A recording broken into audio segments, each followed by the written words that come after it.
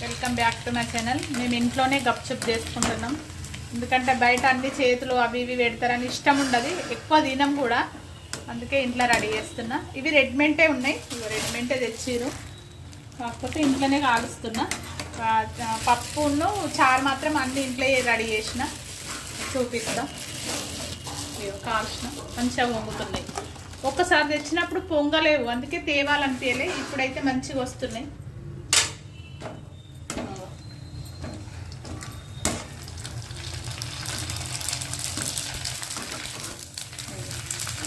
ఇప్పుడైతే మంచిగానే వండినాయి.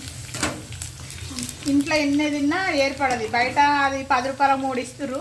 ఆ 3 తినేసరికి ఇంకా తినాలనిపిస్తుంది. ఇట్లయితే ఏమనిపించదు కదా.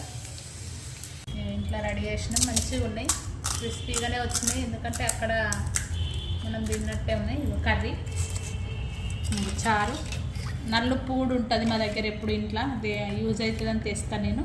కొత్తిమీర, పుదీనా, మిర్చి అన్ని మిక్సీ పట్టి వేసిన. ఇది చారు, ఉల్లిగడ్డ. బాగుంటుంది. ఇంట్లో ఒకసారి ట్రై చేయండి.